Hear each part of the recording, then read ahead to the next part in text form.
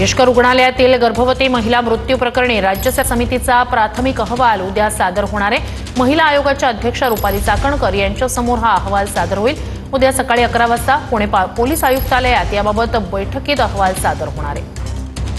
अधिक जाणून घेऊया आपले प्रतिनिधी योगेश बोरसे यांच्याकडून। योगेश, अपडेट्स काय, अहवाल उद्या दिला जाणार? श्रुती, दीनानाथ रुग्णालयात ज्या गर्भवती महिलेचा मृत्यू झाला त्यानंतर राज्यभरात त्याचे पडसाद उमटले। राज्य सरकारने देखील या प्रकरणाची गंभीर दखल घेत एका 5 सदस्यीय समितीची स्थापना केली होती। आरोग्य उपसंचालक डॉक्टर राधाकिशन पवार यांच्या अध्यक्षतेखाली ही बैठक या समितीचं नियुक्त करण्यात आली होती। या समितीचा अहवाल आता उद्या राज्य सरकारला अर्थात महिला आयोगाच्या अध्यक्षा रुपाली चाकणकर यांच्या समोर तो सादर केला जाणार आहे।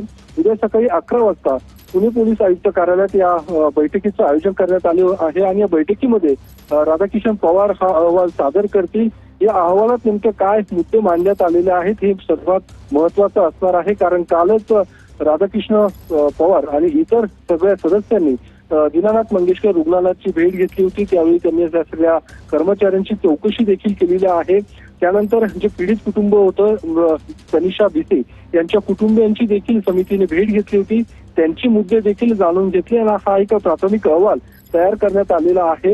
हा अहवाल तितकाच महत्वाचा असणार आहे, कारण हा अहवाल आल्यानंतर पुणे पोलीस आणि एकूणच प्रशासनाकडून रुग्णालयावरती नेमकी काय कारवाई केली जाणार हे बघणं महत्वाचं असणार आहे। त्यामुळे उद्या सकाळी रुपाली चाकणकर यांच्यासमोर आणि पुणे पोलीस आयुक्तांसमोर हा अहवाल सादर केला जाईल आणि अहवालानंतर नेमकी काय कारवाई होतं हे बघणं महत्वाचं असणार आहे। नक्कीच। तुर्तास धन्यवाद योगेश, तुम्ही दिलेल्या संपूर्ण माहितीसाठी।